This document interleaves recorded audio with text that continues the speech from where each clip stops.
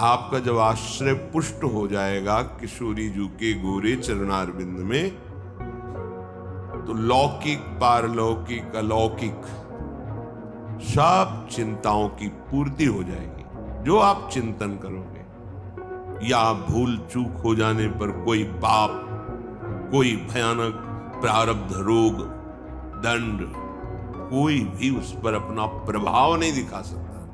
लोग क्या कह रहे हैं ये हमें नहीं देखना, हमें इस जन्म में भगवत प्राप्ति करनी। ये कोई भाग्यवानी ऐसा सोच सकता है? हे भाई, यदि कहीं तुम्हें ये सौभाग्य मिल गया है या मिल जाए, तो कोई भी पुरुषार्थ ऐसा नहीं जो तुम्हें प्राप्त ना हो जाए। धर्म, अर्थ, काम, मोक्ष और पंचम पुरुषार्थ प्रेम, ये सब समर्थ है प्रदान करने में श्री वृंदावन धाम। क्यों?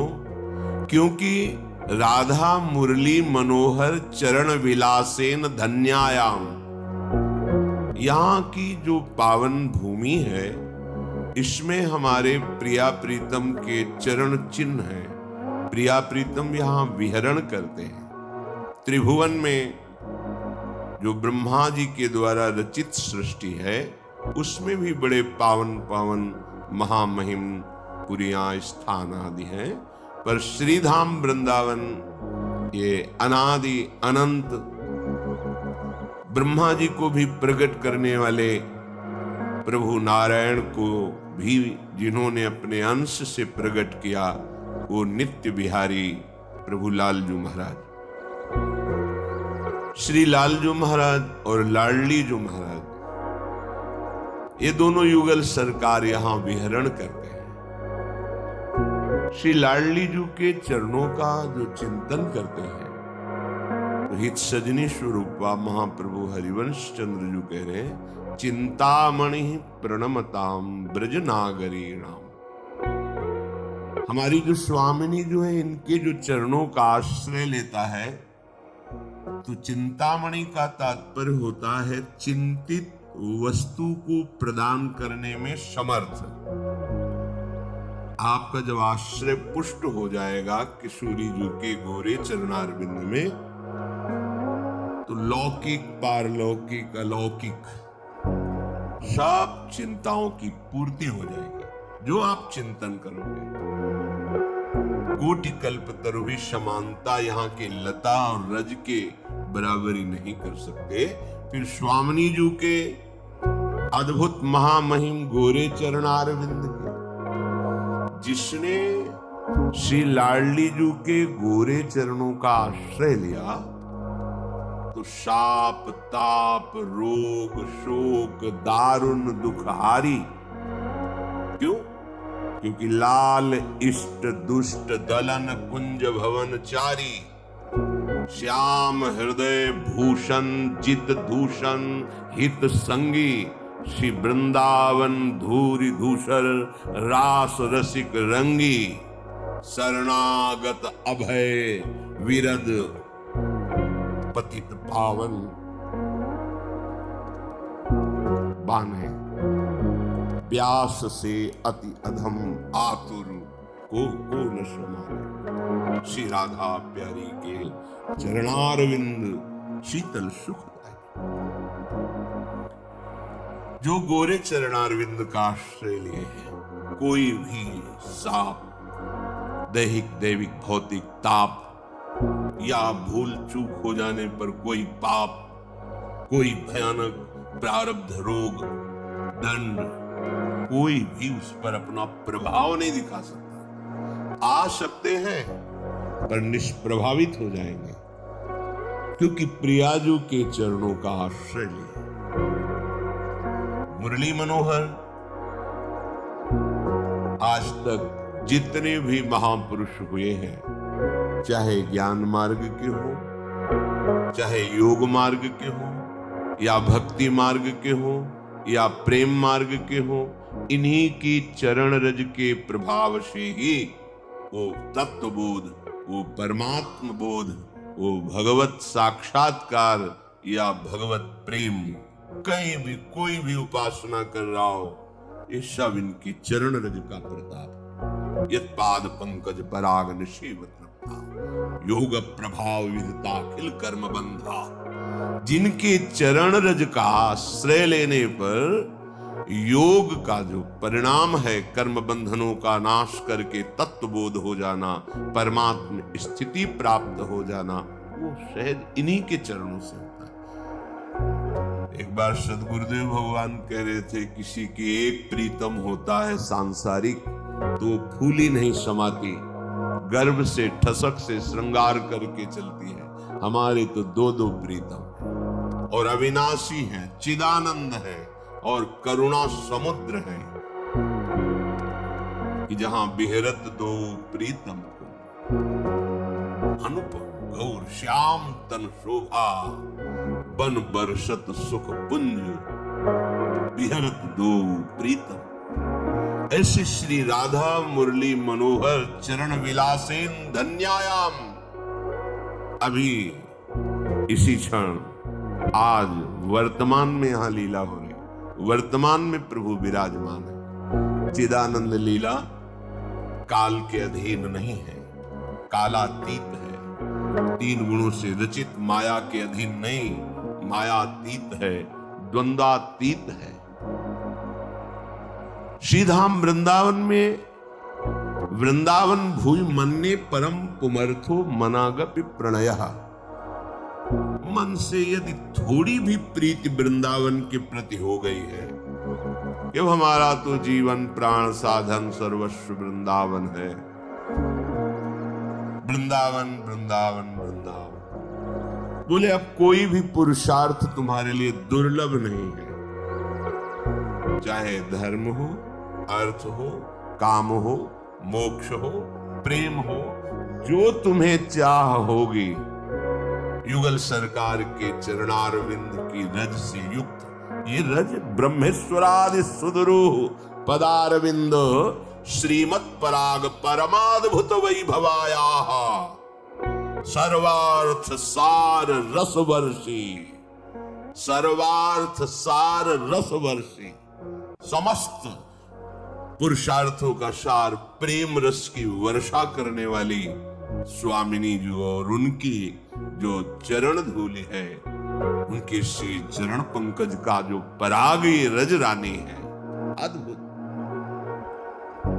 रजोगुण का नाश करके अद्भुत प्रेम प्रकाशित करने वाली, अहंकार का नाश करके दैन्य रस में स्थित करने वाली, धर्म अर्थ काम मोक्ष के भी प्रति राग रहित होकर अनुराग से युक्त कर देना, ये वृंदावन की महिमा। इसलिए श्रीपाद कह रहे हैं, यदि वृंदावन भूमि मन्ने परम पुमर्थो मनागपि प्रणयः, थोड़ा भी तुम्हारा प्रेम, थोड़ा भी तुम्हारा आश्रय यदि वृंदावन से हो जाए, मेरो वृंदावन, प्राण वृंदावन, सर्वस्व वृंदावन, अब हमारा तो लोक परलोक वृंदावन से ही है, तो कहने में मानता हूं अब कोई भी पुरुषार्थ तुम्हारे लिए दुर्लभ नहीं है।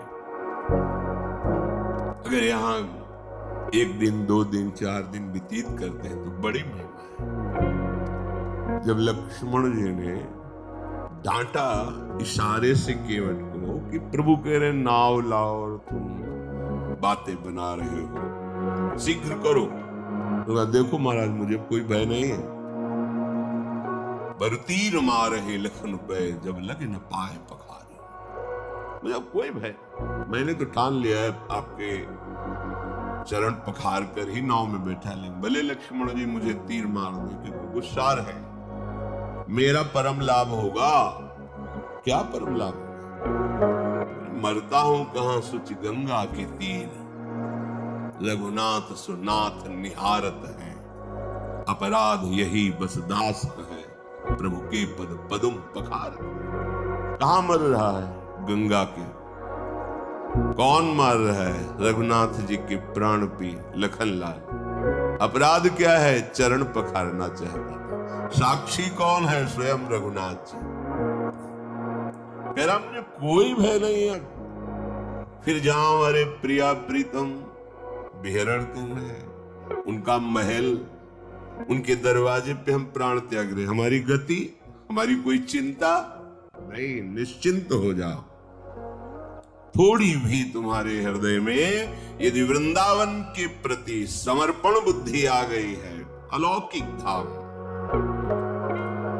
यदि तुम्हारा तनिक भी पुरुषार्थ प्रबल हो रहा है, तो एक काम कर लो, तुम जितना समय वृंदावन में व्यतीत कर लो, वही तुम्हारा परम मंगलमय समय व्यतीत करने की बात कर लो। साधना भजन ये सब अलग हो, जैसे बने वैसे तुम वृंदावन में समय व्यतीत करो। चलो आप बाहर रहते हो, नौकरी करते हो, व्यापार करते हो, आपको 1-2 दिन का समय मिला, भाग के आ गए वृंदावन। सच्ची बात पकड़ लेता है वृंदावन, हृदय को पकड़ लेता है। परम महामहिम धाम है।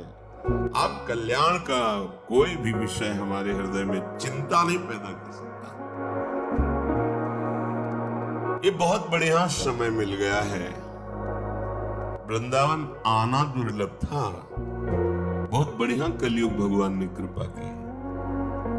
आधुनिकता, मार्ग बन गए, बिजली लग गई, आप एक संसारी आदमी जैसे संसार में रह रहे हो, आप उसी भाव से आ सकते हैं। देखो, जैसे हम अपनी अज्ञानतावश ऐसा आरोप करते हैं या वो वृंदावन नहीं रहा, ये शब्द कहां से निकल रहे? प्राकृतिक वाणी, प्रकृति को लेकर निकल रहे, वृंदावन को लेकर। पहले ऐसा था, अब नहीं है, आगे नहीं रहेगा, ये प्रकृति का लक्षण है।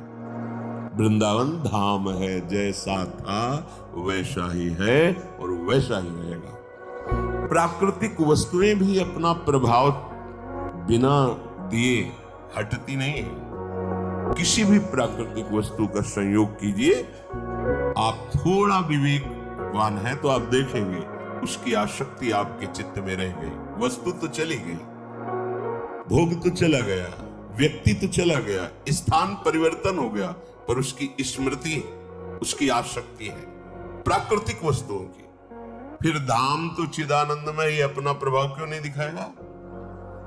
आप किसी भी भाव से आए हैं, धाम तुम्हारे भाव की अपेक्षा नहीं रखता। धाम नाम ये बड़े महामहिम है, भाव कुभाव अनखास है। चलो वृंदावन चलते घूम आते हैं, आओ स्वागत है तुम्हारा। तुम्हारे पाप नष्ट होंगे, तुम्हारा हृदय पवित्र होगा, प्रभु की कृपा प्राप्त होगी। ये धाम है, और कहीं सावधानी से सेवन कर ले गए तो प्रेम प्रकट कर देगा। ऐसो समो न पाइए, बहुत कठिन वृंदावन में आना था। फिर वृंदावन में रहना तो अत्यंत कठिन था। बिना प्रियालाल की प्राप्ति की आसक्ति वाले महापुरुष के यहाँ कोई रह नहीं सकता था। अगर रोटी भी चाहिए तो मथुरा या दूर दूर जाकर के भिक्षावृत्ति के द्वारा एक एक टुकड़े, क्योंकि सब भिक्षावृत्ति का ही था। तो ब्रजवासी के यहाँ मान लो 100 महात्मा गए तो 100 रोटी एक ब्रजवासी कैसे किसी को दे? क्योंकि यहाँ बाहर जैसे बाहर के लोग आते हैं, अब यहाँ थोड़ा सा, पहले तो एक एक टुकड़ा ऐसे एक आला दीवार के वहीं रख दे। राधे श्याम बोला एक टुकड़ा लिया चला, क्योंकि 100 बार आना जाना ऐसे ही घरों में होता था। ये मधुकरी रखी, एक रोटी के 4 टुकड़े 8 टुकड़े करके रख दिए। ऐसे जो संत आए, ब्रजवासिन के टूक, घर घर छाछ मेहर, जो प्राप्त हुआ उससे उदर पोषण बड़ा कठिन, बड़े बड़े मच्छर, क्योंकि लताएं, पानी ऐसा, ठाकुर की लीला, बीच में अब भी ऐसा जल है कि आप पी नहीं सकते, बड़ा नमकीन ऐसा, परिक्रमा मार्ग के बाहर मीठा जल, बड़े लीला भी है, बड़ा कठिन वास्ता। अब आप जैसे एक संसार में रहते हैं, आप वैसे ही रह सकते हैं, ऐसी व्यवस्था है। तो क्या धाम अपना प्रभाव नहीं दिखाएगा? क्या तुम्हारी भावना यही बदलेगी जिसे कहा जाता है कि आप भाव लेकर के आइए। भाव पैदा कहाँ होता है? ये भूमि भाव पैदा करती है। आप किसी भी भाव के, कैसे भी भाव से आ तो जाइए। भाव तो यहाँ बाजार में थोड़ी मिलता है। भाव धाम देता है, नाम देता है, रूप लीला देता है। अब लोग क्या कहेंगे कि देखो सब छोड़कर वृंदावन चले गए और पूरा परिवार अब किसी से संबंध नहीं रखते और आते जाते भी नहीं है। अब क्या मतलब, लोग क्या कह रहे हैं ये हमें नहीं देखना। हमें इस जन्म में भगवत प्राप्ति करनी है। ये कोई भाग्यवान ही ऐसा सोच सकता है। देखो जैसे लोग कहते हैं ये कर्तव्य है, ऐसा नहीं करना चाहिए, छोड़ के नहीं जाना चाहिए। जब यमराज जी आवे ना तो अपने कर्तव्यों की लिस्ट उनको दिखा देना कि छोड़ के नहीं जाना चाहिए, मार मार करके तुम्हें ले जाए। तो हमें उससे पहले तैयारी कर लेनी है कि मानव जीवन का परम कर्तव्य है भगवत प्राप्ति। साधन धाम मोक्ष कर द्वारा पाई न जेब परलोक समारा, सो परत दुख पावे।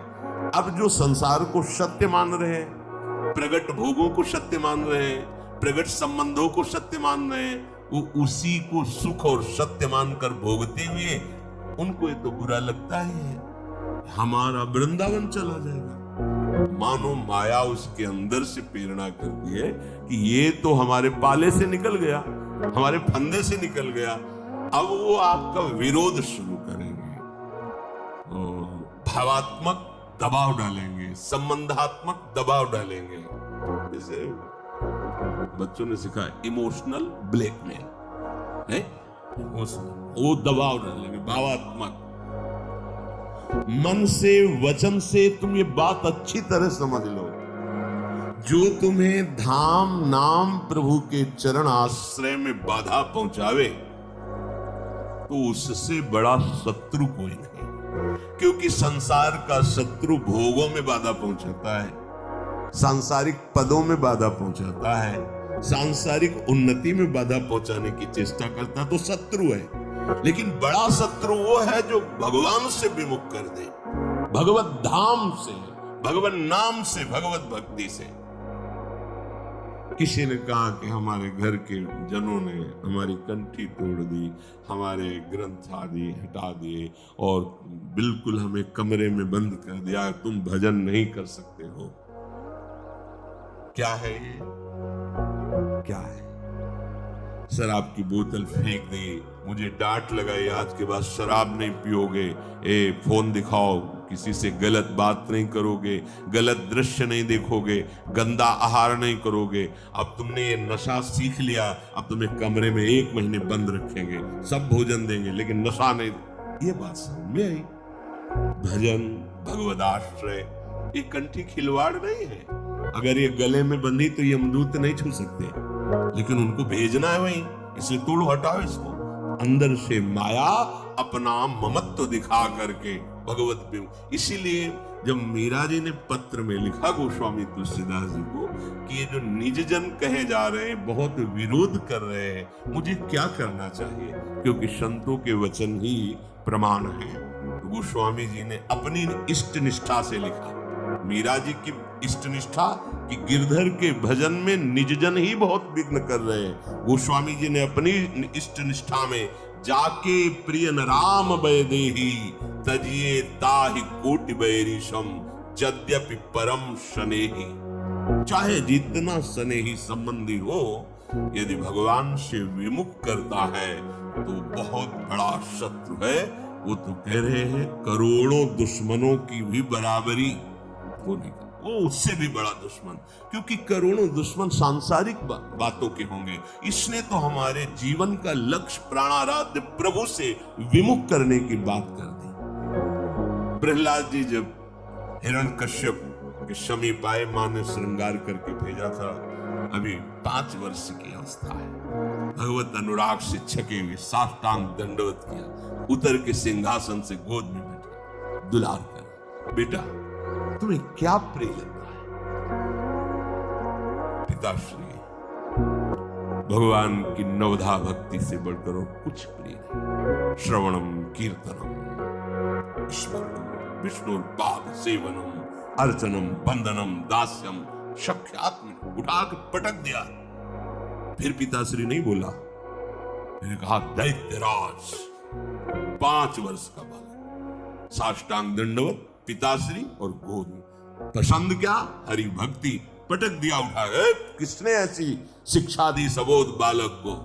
उनका ये किसी की सिखाने पढ़ाने से नहीं होता, ये महापुरुषों की चरण रज से होता है। दैत्यराज, इसलिए उदाहरण दिया, तदेव पिता प्रहलाद, विभीषण बंधु भरत महतारी, परम पूज्या श्री कैकेयी कुछ साधारण स्त्री है जिनके गर्भ से भरत जैसा प्रेमी महापुरुष जो भगवान श्री राम से किंचन मात्र भी अलग नहीं, कम नहीं, भगवान ही 4 रूपों में प्रकाश। उनका पापिनी, आज के बाद कभी तुझे मां नहीं कहूंगा और तेरा कभी मुख नहीं देखूंगा। राम विरोधी बना दिया। मेरे प्राणाराध्य प्रभु को 14 वर्ष का वनवास। तजेउ पिता प्रहलाद, विभीषण बंधु भरत महतारी, गुरु बलि तजेउ, कंत ब्रज बनितन, परिणाम भे मुद मंगलकारी। मंगलमय नहीं, मंगल करने वाले हो गए। इनका स्मरण मात्र समस्त दुखों को मिटाने वाला ऐसे महाभागवत हो।